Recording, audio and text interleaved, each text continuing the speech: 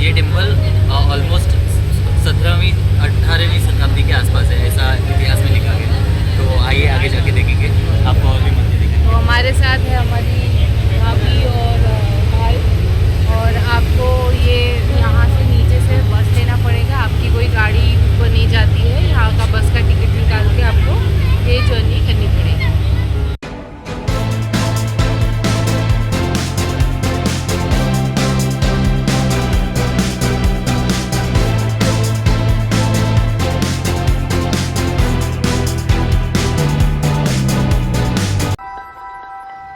नमस्कार, जय शिवराय. माझ्या मागे बघतायत ते वेणुगोपाल म्हणून एक मंदिर आहे. खूप फेमस मंदिर आहे मैसूरमधलं आणि हिलवर आहे.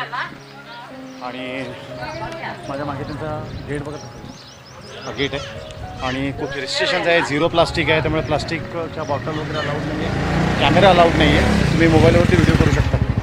आणि खूप सुंदर असं दर्शन झालं आहे. आणि वरती पोंगल म्हणून प्रसाद मिळतो, म्हणजे समजा ना अख्खा जेवणच आहे ते, तर ती पण सुविधा आहे फ्री ऑफ कॉस्ट. खूप सुंदर असं ठिकाण आहे, नक्की व्हिजिट देण्यासारखं आहे. मंदिराचा आतला व्हिडिओ काढू शकलो नाही कारण का अलाउड नाही आहे, कारण का तेवढं पवित्र इथे सांभाळलं जातं. तर मी मंदिराच्या आतलं नाही काढलं. पण माझ्या मागे बघत असाल 60 रुपये तिकीट आहे, 60 रुपये तिकीट आहे. आणि खूप सुंदर असं मंदिर आहे, हिलवर आहे. कन्नडा सरकारचीच बस घेऊन जाते तुम्हाला आणि ती खाली सोडते. 60 रुपये तुम्हाला येणं जाण्याचं शुल्क आहे. आणि खूप सुंदर असं मंदिराचं दर्शन झालं. आणि संबंधित 16व्या शतकामधलं कृष्णाचं एकमेव मंदिर असं बघायला मिळालं. खूप सुंदर मंदिर. कधी येणं झालं तर नक्कीच व्हिजिट द्या. चला, जय शिवराय. तो मेरे जस्ट पीछे बस है.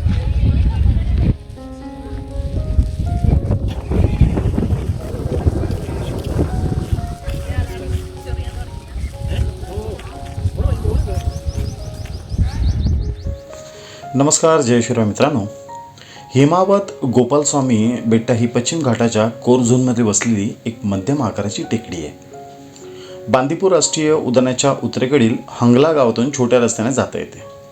बांदीपूर वन्यजीव अभयारण्याचा एक भाग असल्याने टेकड्यावर वन्य हत्ती चरत असतात. हेमवात गोपालस्वामी बेट्टा हे वर्षातील बहुतेक भाग धुक्याने झाकलेलं असतं आणि म्हणूनच नावाचा पहिला भाग म्हणजे हिमवात म्हणजे धुके आणि गोपालस्वामी किंवा भगवान कृष्ण यांना समर्पित टेकडीच्या शिखरावर असलेले तपस्वी प्राचीन मंदिराची उपस्थिती हा दुसरा भाग बनवते. नाव आणि तिसरा भाग हे टेकडी किंवा बेट्टा आहे या वस्तुस्थितीमुळे योगदान दिलं आहे. 7 शतकापूर्वी बांधण्यात आलेले हे हेमावत गोपालस्वामीचे मंदिर हे नयनरम्य दृश्यासह प्रसिद्ध मंदिरापैकी एक आहे आणि काही काळ याला दक्षिण गोवर्धनगिरी आणि कमलाचल म्हणून संबोधले जाते. हे मंदिर समुद्रसपाटीपासून 4770 फूट उंचीवर आहे. हिमवात गोपालस्वामी मंदिर 14व्या शतकात आकारास आले आणि ऋषी अगस्त्य यांनी स्थापित केले. भगवान गोपालस्वामी किंवा कृष्ण यांना समर्पित आहे.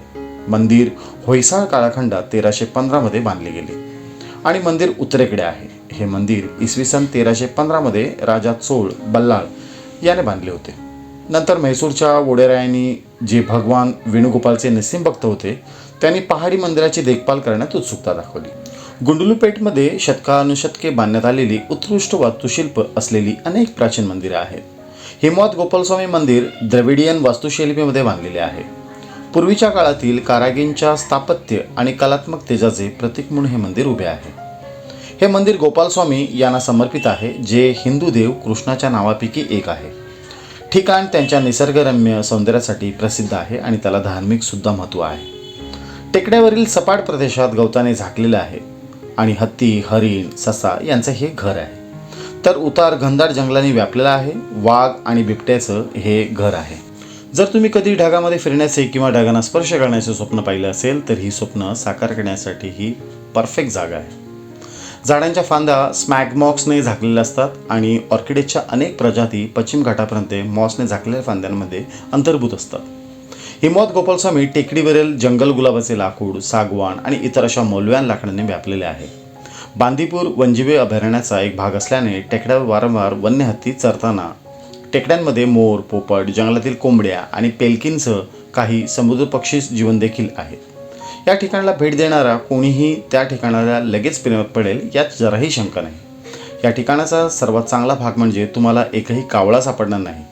अखिया सांगते की एखादा कावळा जवळच्या तलावात डुंबला होता आणि त्याचे हंसामध्ये रूपांतर झाले आणि त्यापुढे हे कावळे दिसेनासे झाले. हे ठिकाण आजूबाजूच्या टेकड्या दऱ्यांमध्ये नयनरम्य दृश्यासाठी ओळखले जाते आणि अभ्यागत माथ्यावरून नेत्रदीपक सूर्योदय आणि सूर्यास्त देखील तुम्ही इथे पाहू शकता. वन्य विभाग असल्याकारणाने तुमचं वाहन वरती घेऊन जाता येत नाही. सरकारी वाहनामध्येच म्हणजे बसमध्येच तुम्हाला जावं लागेल. 60 रुपये त्याची तिकीट आहे. प्लास्टिक मुक्त असल्याकारणाने प्लास्टिक वगैरे पाण्याची बॉटल वगैरे काही अलाउड नाही आहे.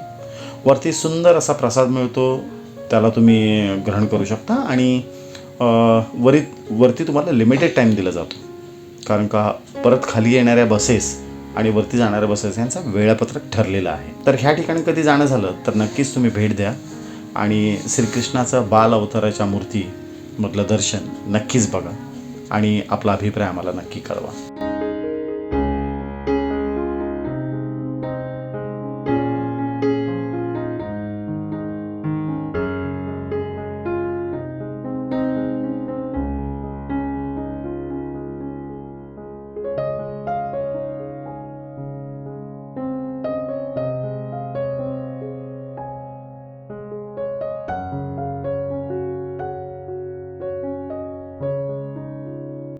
तो अभी हम लोग ऊपर कृष्ण भगवान का दर्शन करने के बाद यहाँ प्रसाद खा रहे हैं.